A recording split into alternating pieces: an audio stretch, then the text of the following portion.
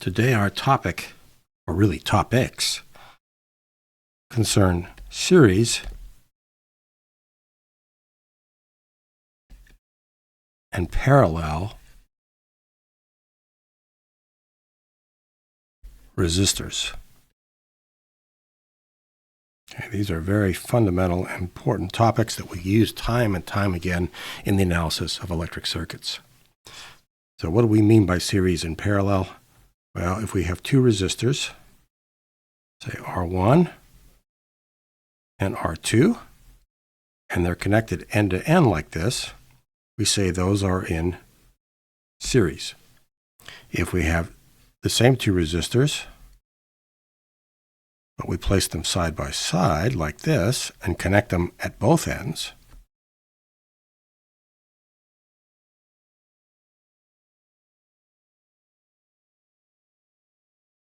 we say those two resistors are in parallel.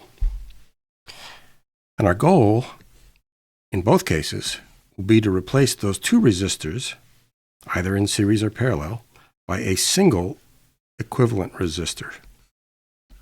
So R equivalent. And this leads us to the idea, which we will come back to several times in this course, the idea of equivalent circuits. So let's just talk a little bit about equivalent circuits, their usefulness, but also some ways they can trip you up if you're not careful.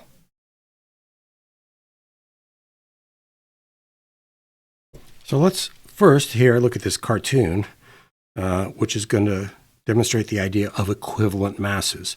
Suppose we have two boxes, and suppose they're opaque. We can't see inside, even though we're showing the insides here. So we have two boxes, and we put those two boxes on a scale, and they balance. So we know they have the same mass. So we can say they're equivalent masses. And that would mean that if we used either box in an experiment, which depends on mass, maybe we put these things on the end of a spring and pull the spring down and let it oscillate and measure the frequency of oscillation, we're going to get the same experimental results regardless of which box we use. However, that doesn't tell us anything about what's inside the boxes. And if we, in this case, in this cartoon, if we open them up, we would literally be comparing apples and oranges. Okay, so we have a similar idea with equivalent circuits. So say we have this red circuit and this orange circuit. They're inside these opaque boxes.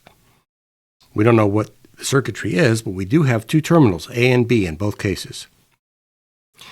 If whenever we put a voltage V between terminals A and B for both circuits, we get the same current I flowing into terminal A and out terminal B for both circuits.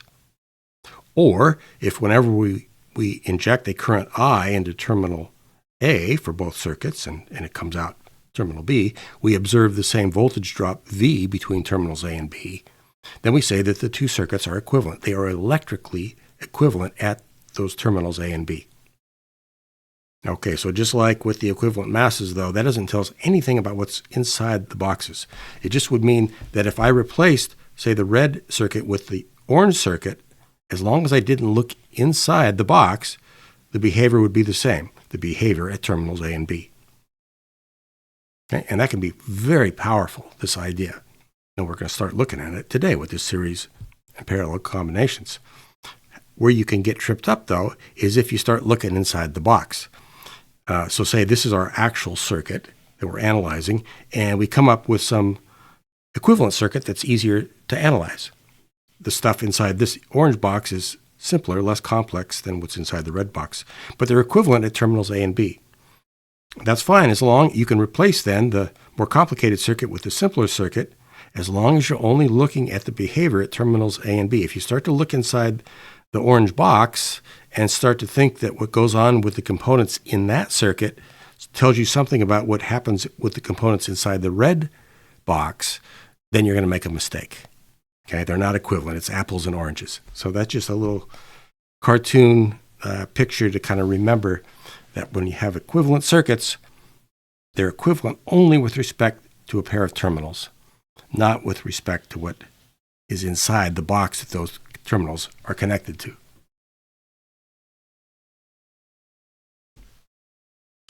Okay, so let's start talking about series resistors. And let's note, we've already set up here two resistors which are connected end to end are in series. Let's just make an important point. There's something assumed in that statement, and this is just, say we have just two general devices here, device A and device B. These are in series. They're connected end to end. But more importantly, because of the way they're connected, here's why being in series is important. This is the operational outcome of that, is that if we have a current I that flows into component A, then by Kirchhoff's current law, that flows out of A and into B and then out of B. So the same current that flows in on the left flows out on the right, or vice versa. So that's the key physical result of two things being in series. If we added a third component over here, then these would not be in series, because it would no longer be the case that this here would be that same current that flows in on the left, because you also can have current that flows down here. So this current I that goes in on the left could break up into two different pieces, some that comes out of B and some that comes out of, this is component C. So the fact that A and B are connected at one end is not alone what makes them in series. There also has to be nothing else connected at that point. Okay, so that's important to remember, because the mathematical constraint that we're going to get from two things being in series, like we show up here, is that if we have a current I that flows in on the left, that same current flows out. In other words, the same current flows through the two resistors, and that is what will allow us to make an equivalent circuit. So keep that in mind. Two components are in series if they're connected at one end to end and nothing else is connected at that place. Okay. So with that, let's now draw our series resistors here.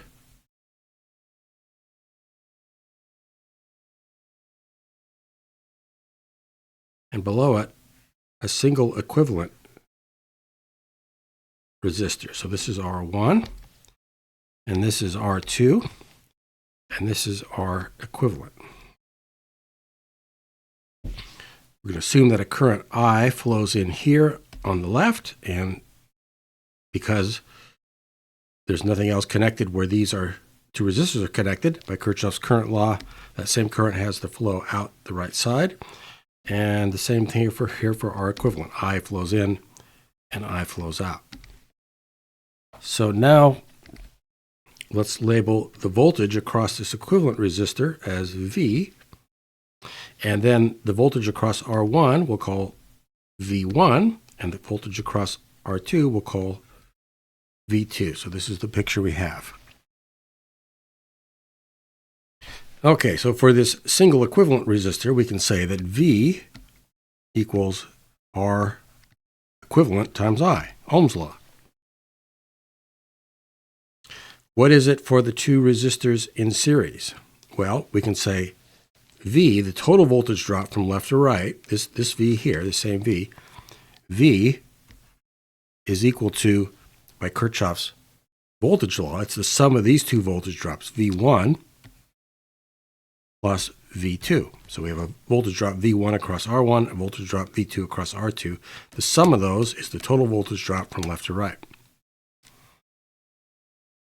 Now, what is V1? Well, we know that the current I flows through both resistors, so V1 must be R1 times I. So this is R1 times I, and V2 must be R2 times I. And now those have a common factor of I, which we can factor out, R1 plus R2 quantity times I. And these two expressions have to be equal. And they have a common factor of I, which we can cancel, and so we end up with this result. R equivalent is R1 plus R2. All right, so there's our takeaway. Two resistors in series have an equivalent resistance, which is just the sum of the resistances. And of course, this readily generalizes to any number of resistors in series.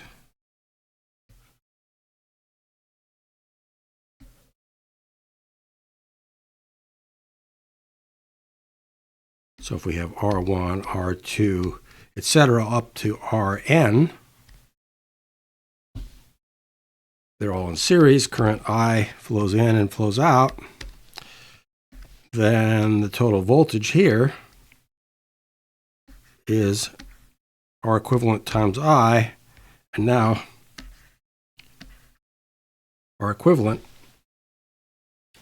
is just the sum, R1 plus R2 plus dot dot dot plus R sub big N, which of course we can use sigma notation to write that as sum little n equals 1 to big N, R sub little n. So in words, we say that resistors or resistances in series add. You add the resistances, the resistive values, to get the equivalent resistance. All right, this allows us to turn these two resistors into a single equivalent resistance. Again, that's only valid if we limit our consideration what's outside this box. Right? We just look at the relation between the current flowing in and out of this. If we were to label this, say this left side is terminal A and the right side is terminal B, the relation between the voltage drop from A to B and the current flowing in A and out B is the same for these two circuits. Right? But you obviously can't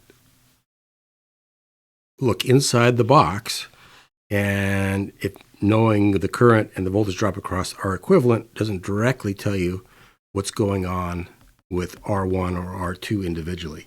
Okay, so that's that apples and oranges caveat we have to be aware of.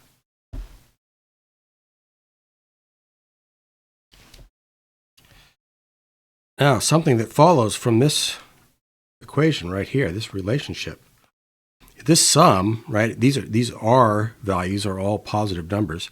Every time I add a new R into that summation, the sum gets bigger.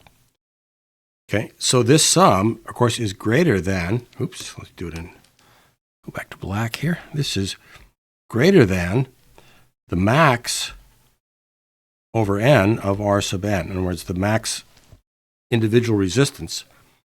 The sum of the resistances has to be greater than any of the individual terms that you're adding together. So this tells you that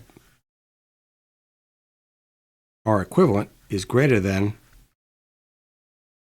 the max value of any of the single resistors alone. Okay, so that's just a quick reality check. If you do a series calculation of a number of resistors and the equivalent resistance that you get is less than one of the resistors you added together, well, then you made a mistake.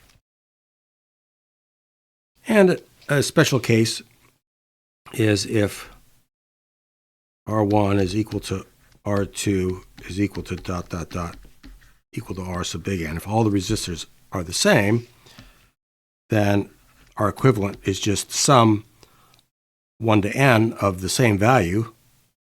Let's just call it R. And then R equivalent would just be capital N, the number of resistors, times the value of the individual resistances.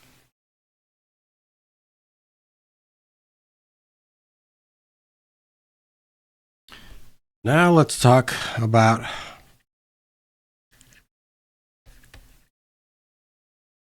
resistors, in parallel. Okay, so first, just a little bit of what we mean by something being in parallel. Okay, if we just draw some generic two-terminal devices here.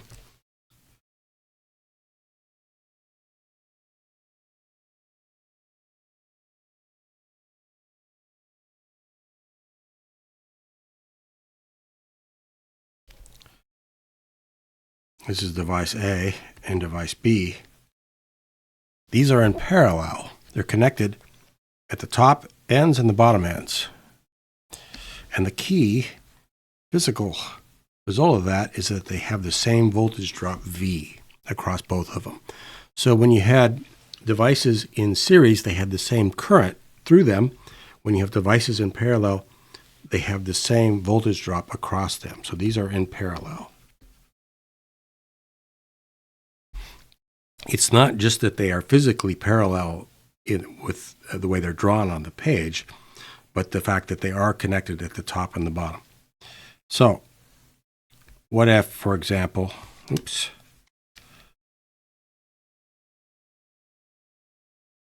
we had a situation that looked like this.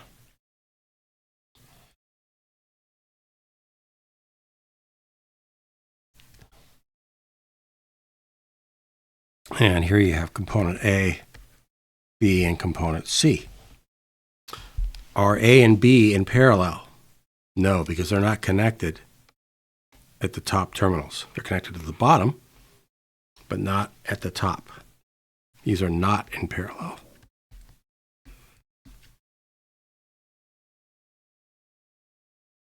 Because if I know the voltage drop, let's call it V sub A across component A, that's not telling me what the voltage drop is across component B, right? That could have a different voltage, V sub B, because there's a voltage drop across C that means that the voltage drop across A and B are not necessarily the same as they are when they are truly in parallel. So that is the fact that they have the same voltage drop is what gives us the mathematical constraint that allows us to form the equivalent circuit. So let's go ahead and do that now.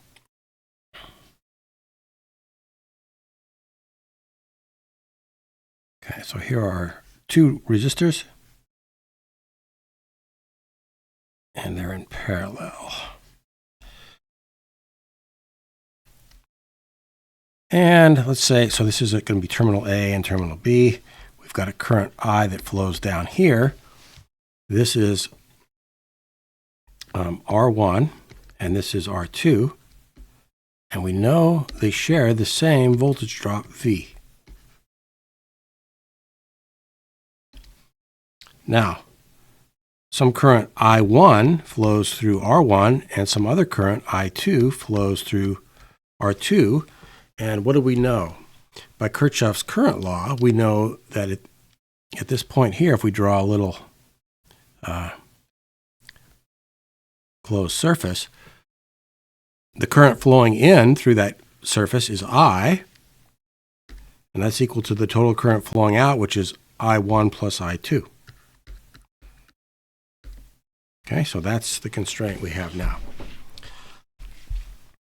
Now we can use Ohm's law and the conductance form of it, and we can write that I1 is the conductance G1, which is 1 over R1, times V, right? Because remember that Ohm's law we can write either as V is equal to R times I, or I is equal to G times V, where G is 1 over R.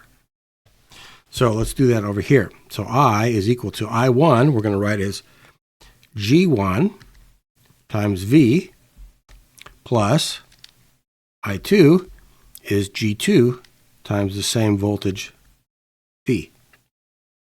And that's got a common factor of V. We'll factor that out. So it's G1 plus G2 times V. And now we're going to say that's equivalent to I equals G equivalent times V. Well, so G equivalent must be G1 plus G2. So we've got this result. G equivalent is G1 plus G2. So when you have resistances in parallel, their conductances add, or conductances in parallel add.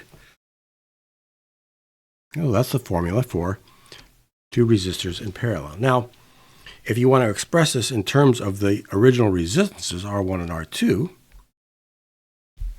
and an equivalent resistance, R equivalent, we would write, well, G equivalent would be 1 over the corresponding resistance. G1, that's the conductance of R1, which is 1 over R1, and G2 is the conductance of R2, is 1 over R2. So that would just be expressing this conductance formula in terms of resistances. And then if we wanted to solve for R equivalent itself, we would just take the inverse of both sides, and we would have this formula. R equivalent would be equal to 1 over R1 plus 1 over R2, which is kind of a funny looking formula. Lots of inverses there. We could get rid of the fractions in the denominator by multiplying top and bottom by R1, R2. So on top we'd have R1 times R2, and then multiply the denominator by R1 times R2. Let's see, here we would have 1 over R2 times R1, R2. With the R2's cancel, it just leaves R1. So it would be this over two terms. One would be R1, and then R1, R2 times 1 over R1 would leave an R2. So it would be the product of the resistances over their sum. And this is the form you commonly see for the equivalent resistance of a parallel combination of resistors. However, if you're trying to actually calculate this value, this form here is more convenient to use on a calculator. Because notice, if you actually have to plug in values for R1 and R2, here you only have to plug in the value R1 once and the value R2 once. If you use this formula, you've got to put R1 in twice and R2 in twice. So here is actually a simpler formula to use if you're working with a calculator. All right, now just as we could extend the series calculation for any number of resistors, we can do the same thing with any number of resistors in parallel. And before we do that, let's note something. Right? Remember, the key thing about two devices that are in parallel is that they have the same voltage drop. Now, I could put another device here, like so. Maybe this is device C. And A and B are still in parallel, and I could still replace them by this equivalent conductance or resistance. So it doesn't matter, anything else can be attached here at the top and bottom, and these two are still in parallel. The key thing is that they have the same voltage drop. Now I can't put something between them like this, because then that makes it so that their voltage drop is no longer the same. All right, so we can just continue to add things in parallel like this. And so if we have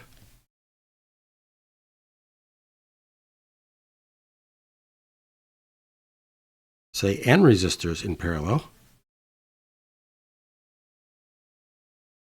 like so,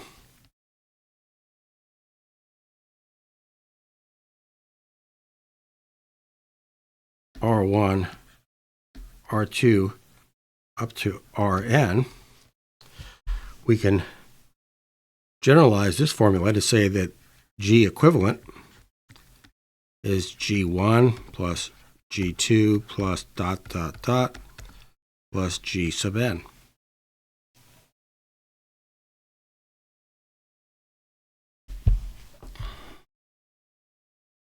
So, n resistors in parallel are equivalent to a single resistor with a conductance equal to the sum of the conductances of all the n resistors.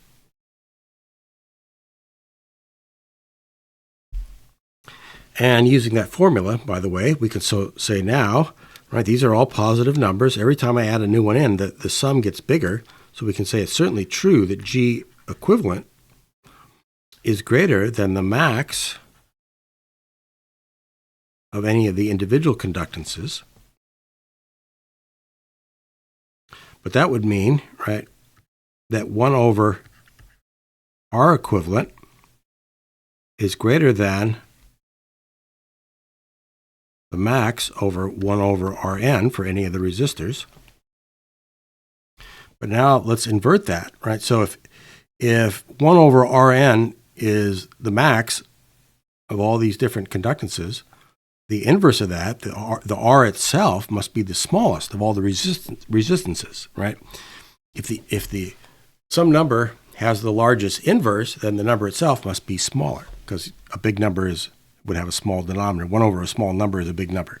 So that would mean that R equivalent must be less than the min over n of Rn. So when you put resistors in parallel, the equivalent resistance is always less than the resistance of any of the resistors. And especially, it's less than the smallest resistance that you have. So the resistance will always decrease the more resistors you put in parallel. Now, why is that? Well, because every time you put another resistor, you just create another path for current to flow. So for the same voltage drop, you're going to get more current flowing, right? Because you get a current that's just equal to the conductance times the voltage, or the voltage over the resistance. And so for that same voltage, every time you put another resistor, you get more current flowing.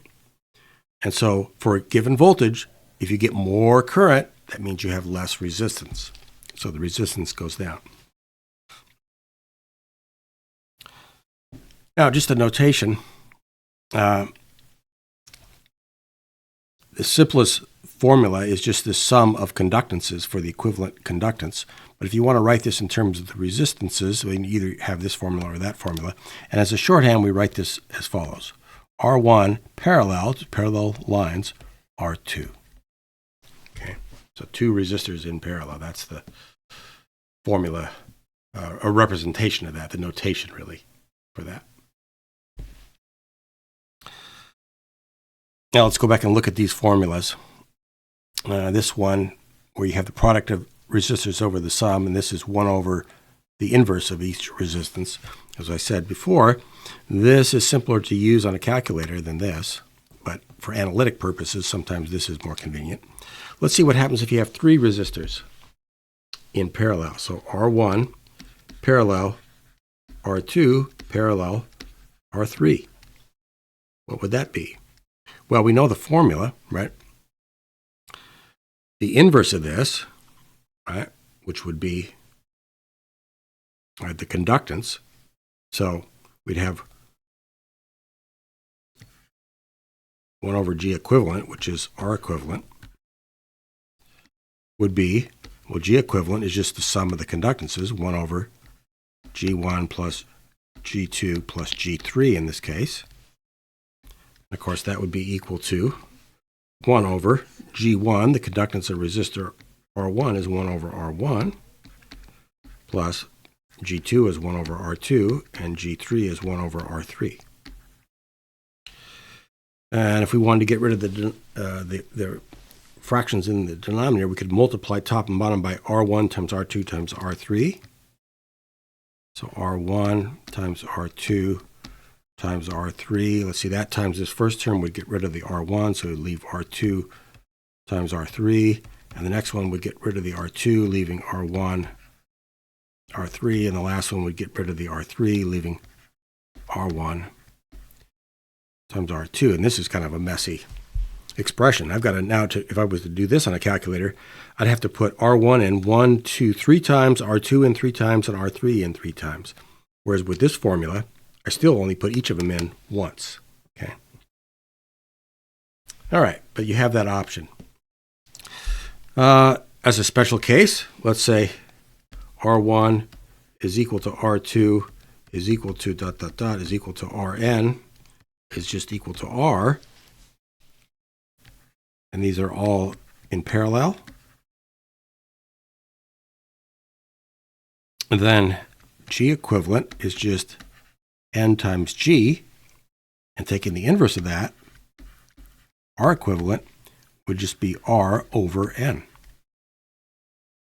Okay, so if I have, let's say, 5 100 ohm resistors in parallel, well, the equivalent resistance of that parallel combination is 100 over 5, or 20 ohms.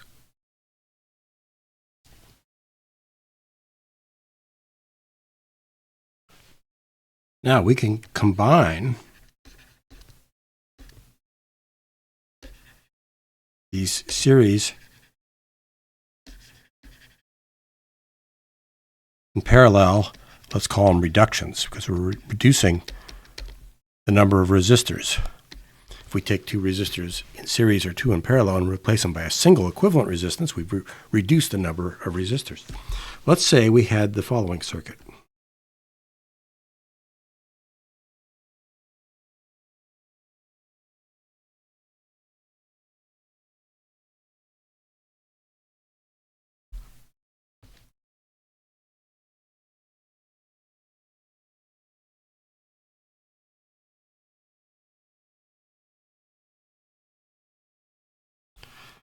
All right, and this was 100 ohms, and this is 150 ohms. This is 240 ohms. Here we've got 39 ohms, 47 ohms, and 22 ohms. And I ask you, and let's call this terminals A and B, and I ask you, what is the resistance seen between terminals A and B? Okay, well, we should be able to reduce this down to an equivalent circuit that looks just like a single resistor.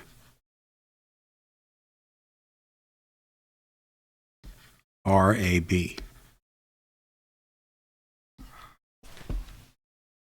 How do we do that? Well, we just go through and look and find either a series or parallel combination of resistors and replace those by their equivalent, and just continue to do that until we're just left with a single resistor.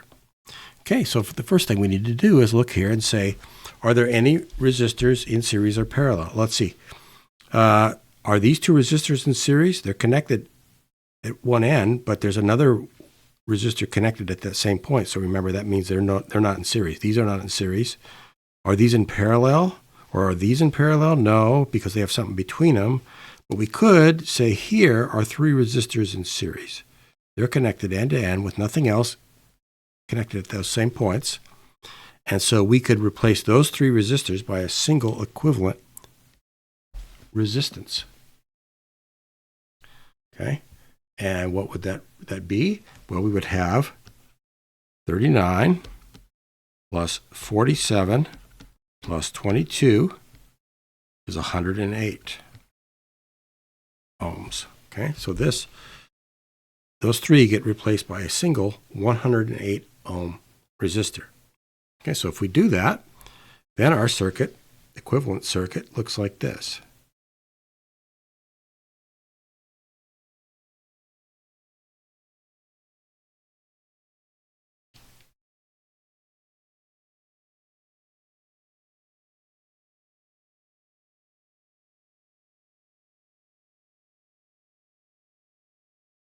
So if we replace those 3 by a single 108 ohm resistor, this is 240 ohms. Up top, we've got 100 ohms here, and this is 150 ohms. Okay, so now we look at this, right? And this should have now the same resistance between terminals A and B as the original circuit. And we look here, are there any resistors in series or parallel? Again, these would not be in series because there's another resistor connected at those points. We do have 2 in parallel here, the 240 and the 108. Okay. So we can say that 240 parallel 108, we can use our formula. That's 1 over 240 plus 1 over 108. Punch those numbers, and to 4 digits, or significant figures, you get 74.48 ohms. As a check, right, that's less than the smallest of these two, which is 108. So this parallel resistance has to be less than the smallest of the two resistances. Up here, by the way, the 108, that's bigger than the biggest of any of these resistances, right? It's bigger than 47. Okay, so that's just that reality check there. Okay, so now those two resistors can be replaced by a single 74.48 ohm resistor, at least accurate to 4 significant figures. And now we have the following circuit.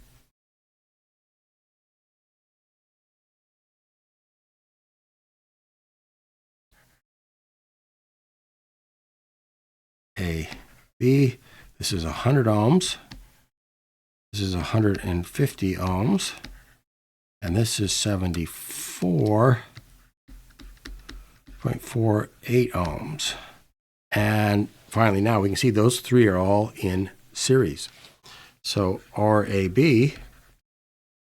is just 100 plus 150, that's 250 plus 74.48, which is 324.48 ohms.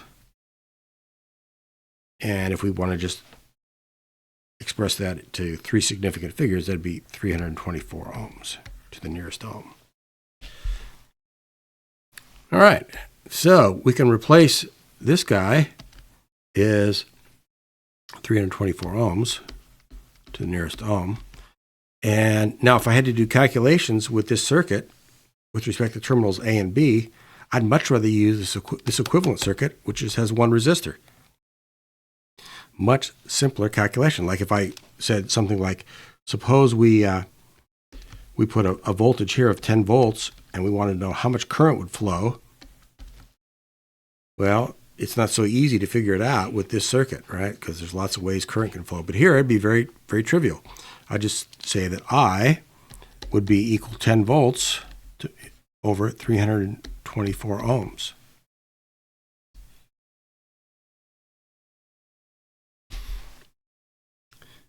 Okay, so there's almost no end to the size of circuits that you can reduce using this idea. Just go through, find a series of parallel combination, reduce that, then look for another series parallel combination. Just keep doing that until you finally get to the end. Now, when you're first learning to do this, it's a good idea to do what we did here, is every time you find, say here, a series combination, redraw the entire circuit with that equivalent resistor, and then find a series, or in this case, a parallel combination, and then redraw the circuit. Keep redrawing the circuit. Now, eventually, you might get comfortable enough that you could do something like, look at these guys, say that's 108 ohms, and then say, well, then these are in parallel here, okay? And you take 108 parallel to 240, and that's the 74.48 ohms, and then finally you could say, well, then we've got these three in series here. You could do something like that and not have to redraw the circuit every time. But it's a good idea to redraw it, especially when you're first learning this. So it really drives home what is physically going on, the actual set of resistors that you're replacing by an equivalent.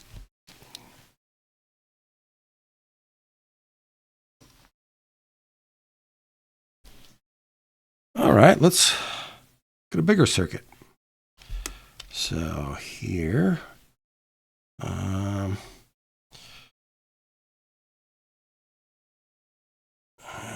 here we'll come down. So looks like this is 1.8 kilo ohms, and this is going to be 7.5 kilo ohms. And over here, we're going to have a 1 kilo ohm resistor, and then coming down here is 1.3 kilo ohms, and coming out to the right, we're going to have 3.6 kilo ohms, and then going down here is 1.6 kilo ohms, and going down that way, we're going to have 5.1 kilo ohms, and then connecting over here is 1.1 kilo ohms. Here we've got a 2.7 kilo ohm resistor. Coming down here, 1.2 kilo ohms. Connecting over on the bottom here, 3.3 kilo ohms. And finally right here, 2.2 kilo ohms. Okay, a lot of resistors there. And now, if this is terminal A and terminal B, and I ask you what is the resistance seen between terminals A and B, we should be able to figure that out by using series and parallel combinations. Okay, so let's see. Any series or parallel combinations? Well, here we have got two resistors in series. They're connected end to end, and nothing else is connected there. So these two are a series combination. Here we've got three in series. Let's do blue for that. Okay, these are in series. And right now it doesn't look like anything else is in series. No, these are in series. That's true. These are in series. Let's do that in red. Okay, so those are in series, connected end to end, nothing else connected there. And I think that's it for our series combinations right now. So let's see, up here we've got 1K plus 1.3K. So 1 plus 1.3K is 2.3 kilo ohms. And just as a shortcut, if they have the same units, I don't bother to draw the units here and just put it at the end. Here we've got 3.6 plus 1.6 plus 1.1 kilo ohm, which is 6.3 kilo ohms. And down here, we've got 1.2 plus 3.3, which is 4.5 kilo ohms. Okay. So now we've taken 1, 2, 3, 4, 5, 6, 7 resistors, and we're going to replace them by just 3 resistors. And then we're going to come back and see if there's anything in series or parallel. Okay, so let's do that.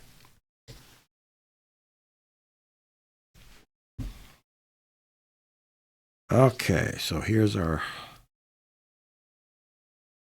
1.8K. And then here we've replaced these two by a single 2.3K, so we'll put that right here.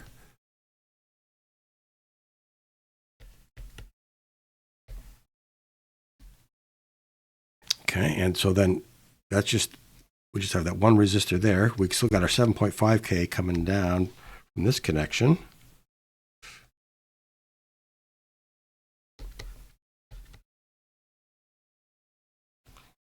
And we've still got the 2.7 going over to the right,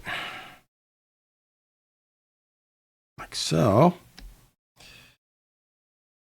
And now, because these two have been replaced by just this single one here, that we just got a wire coming down there, and these three have been replaced, and we still got our 5.1K coming down like so. So let's put the 5.1K here, and then we've got that series combination.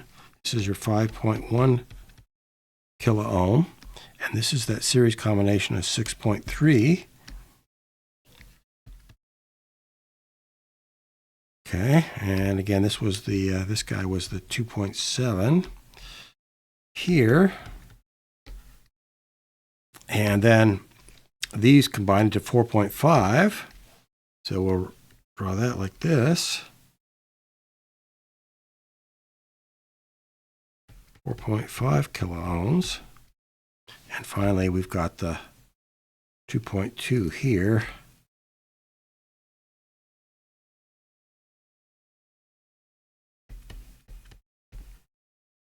And there are terminals A and B. Okay, so we reduced it quite a bit.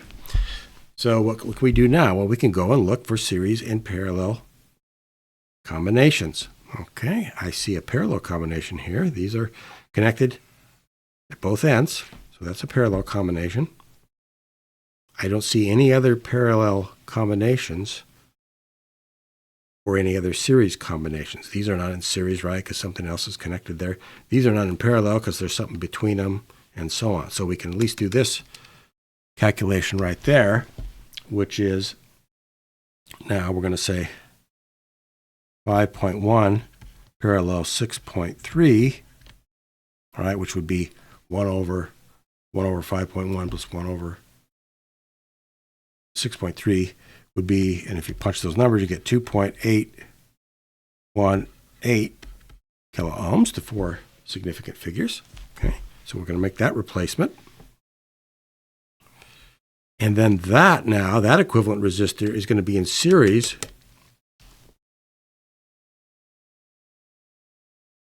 with the 4.5. So then we're going to have 4.5K plus 2.818K, which is 7.318 kilo ohms.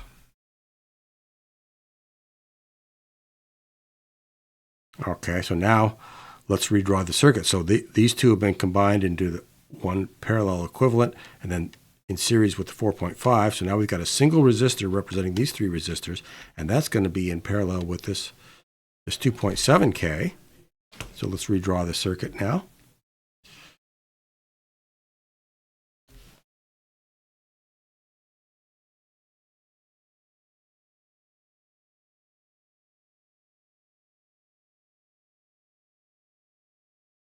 And so this is so we still got the 1.8 and the 2.2. Okay, resistors. And the 7.5 right there.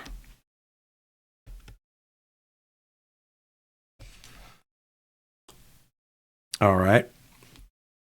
And then we've got this 2.3 and coming down over here, and then we've got 2.7, and that's going to be in parallel with this 7.318.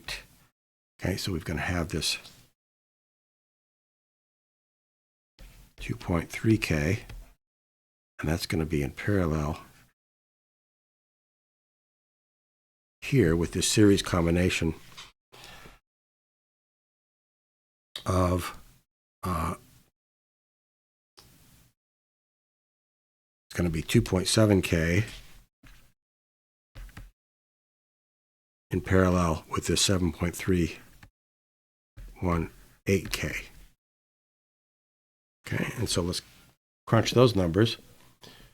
2.7 in parallel with 7.318, so you do 1 over 2.7K plus 1 over 7.318K, and that gets you 1.972 kilo ohms as a check. That's less than the smallest of these two, which is 2.7, so that works.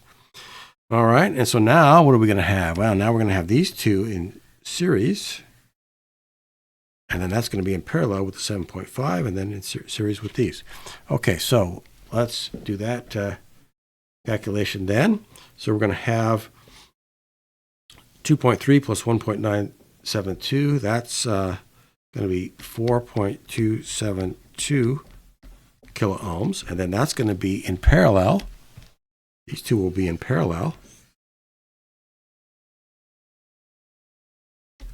So we'll have 7.5K parallel 4.272K, and punching those numbers, I get 2.722 kilo ohms.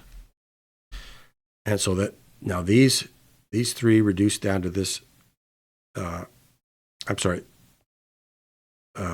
These two reduced to this series combination, and those in parallel reduced to this value. So now you just got the 1.8K in series with the 2.722K in series with the 2.2K. So we're going to finally now get RAB is going to be 1.8 plus 2.2 plus 2.722, and to 3 digits, that's 6.72 kilo ohms.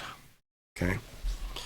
So we go back up here, right? It's 6.72 kilo ohms. So we can replace this whole mess of resistors just by a single 6.72 kilo ohm resistor. Okay. So we can make even a larger network of resistors and reduce it all down to a single resistance by using combinations of series and parallel reductions. We just have to make sure at every step that we identify resistors that are actually in series or actually in parallel. Okay, so just got to remember they're only in series if they're connected at one end and nothing else is connected. And they're in parallel if they're connected at both ends, and anything else can be connected at those same points, but they're both the top and the bottom, or the left and right ends, are connected.